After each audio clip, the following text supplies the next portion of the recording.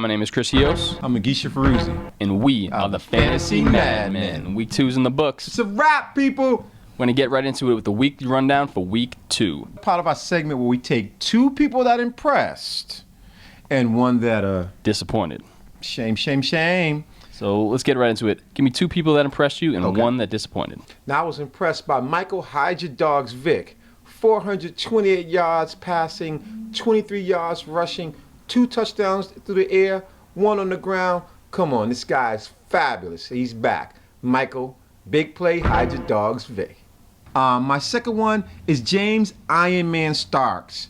Iron Man. He was a backup all his whole career, pretty much. He got one little chance, and he squandered that. Ed Lacy gets a concussion, thrust into the spine, and what does he do? He transformed like the Man of Steel.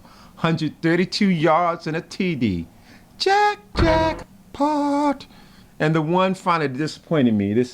I can't even say it enough. It truly hurt me. It cost me a fantasy win against the worst fantasy GM in the history of fantasy GMs. Antoine Bolden, 1 catch. Really? 13 catches week 1, 1 catch week 2. Seattle shut him down. Shut him down? They assaulted this man. They took his lunch money. How about you, Chris? All right, first off, I'm going to start with someone that disappointed me last week, but stepped it back up this week. Calvin Megatron Johnson, 6 catches, 116 yards, 2 TDs. Had a monster game against Arizona. Another guy that impressed me was Phil, don't call me Phyllis Rivers. About 419, I believe, 3 touchdowns, all to Eddie Royal, who had a great game. And the guy that disappointed me was actually on your team this week when you faced off against me and lost. In your face! Fantasy genius, more like fantasy dumbass. Loser. Colin One Brow Kaepernick. He has to shave an eyebrow now. According to that Madden commercial, between him and Russell Wilson, they had a little bet going about that game. It's hard to get those contract deals with one brow, bro. And that's the weekly rundown for week 2. Now, this next segment we call What Are You Mad At? So, first of all, I'm sorry, Chris. I know I normally let you go, but I can't take it. I have to get this off my chest. This is what I'm mad at for week 2. I'm so tired of all these players celebrating every time they get a first down. Come on, and then after that, you probably don't even get another catch for the rest of the game. Guy, show some decorum. Come on, look at LT, look at Barry Sanders. Be a role model, man. Not a show model, no model. And that's what I'm mad at for week 2. How about you, Chris? What I'm mad at is Seattle's home field advantage. 8-0 last season. That place was built to amplify sound. So loud it caused an earthquake. Well, there you have it, folks. That's our week 2 What Are We Mad At? These are the Fantasy Madmen Rapid Fire Waiver Wire pickups for week 3. Yes. You want to start us off? All right, I'll come right off the box. Eddie Big Play Royal, 9 catches, 90 yards, 3 touchdowns. 3 touchdowns. That man's a prime-time player. If you haven't picked him up by now, you better ask somebody. He's a proven winner. Go get him. How about you, Chris? I'm going to start off with DeAndre Hopkins, wide receiver for the Houston Texans. Had a $116 and a touchdown last week. Yes. Andre Johnson's a little banged up. He's going to be a great play going forward. Absolutely. And we talked about banged up players, great play. Vincent Brown. Malcolm Floyd just got a nasty hit in the game. Hopefully he'll be all right. I just said a little prayer for the guy. But you don't have to pray about Vincent Brown doing good. The man's a prime-time player on the rise. Pick him up if you haven't already. Now, if you need some running back help, Andre Ellington from the Arizona Cardinals. Who? Rashard Mendenhall got a little banged up last week. I don't even know who this guy is, but the coaching staff seems to like him. Had about 60 total yards between receiving and rushing, and he had a receiving touchdown last week. That sounds like production. And I always say, production is always better than potential. You got to be out there to produce. And that's our Fantasy Madmen Rapid Fire Waiver Wire.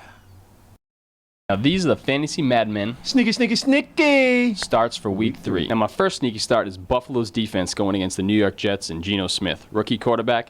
As of week 2, Buffalo has 8 sacks, 4 turnovers, and a touchdown. I think I'll piggyback on that matchup with Bilal Pow. Running back for the New York Jets, 77 yards rushing and 1 touchdown. They only scored 10 points as a team, and he had 7 of them. There's not many players worth starting on the Jets. Heck, there's nobody worth starting on the Jets besides this guy. I'm going to go with Nate Burleson, wide receiver for the Detroit Lions. had 7 catches on 8 targets for 45 yards last week. Not a big week, but he's going against the Washington Redskins, who got torched last week. No defense by Aaron Rodgers and the Packers. I think it's a good start. If you need a wide receiver or a flex position, he may be a good guy to start. Absolutely. And speaking about wide receivers at the flex, we can go Chris Givens, the wide receiver for the St. Louis Rams. This guy was the #1 target going all through preseason. He struggled a little bit in week 1 because of the emergence of Cook, the tight end for the St. Louis. He just had an odd-body experience. But in week 2, things kind of corrected themselves. 5 catches, 105 yards. And this week he's going against the Dallas Cowboys. No one gives up more big plays to the wide receivers so far this year than the Dallas Cowboys. I'm going to finish it off with Robert Woods, wide receiver for the Buffalo Bills. He was an early second-round pick. Last week had 5 catches, 86 yards, and a touchdown. He's going against the Jets, whose secondary hasn't looked great. I know Vincent Jackson torched them in week 1. Week 2, the Patriots receivers looked wide open. Yeah. If it wasn't for Aaron Dropson and Can't Catch Tompkins. And that is our week 3 Sneaky, Sneaky, Sneaky. Now, we call this segment, What Did We Learn? So what did you learn in week 2, Chris? I learned that Kansas City is the #1 defense in fantasy football. Who knew? 9 sacks, 2 interceptions, 2 fumble recoveries, and a touchdown. And the funniest thing is I kind of reached up a little bit and got Seattle, and my wife got the 49ers, and they still outclassed both of them so far in the fantasy. They're almost to a must-start status at this point. Huh? Now, Magisha, what did you learn in week 2? Well, you know what? I learned that man is no longer king. Mother Nature reigns supreme on this great planet that we have. I've never seen so many rain delays in my life. I think it was 3+ this week. And me personally, have you ever seen someone get struck by lightning at a football game? Never. Never. I mean, never. Maybe it's just me.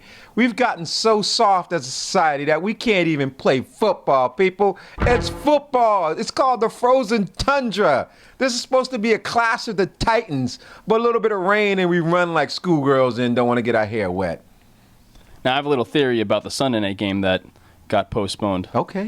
Break it down. A little conspiracy theory. Breaking Bad was on at 9 o'clock. Oh, yeah. The game got called at 9 o'clock. As soon as Breaking Bad ended at 10, the game was back on. Conspiracy. And that's what we learned in week 2.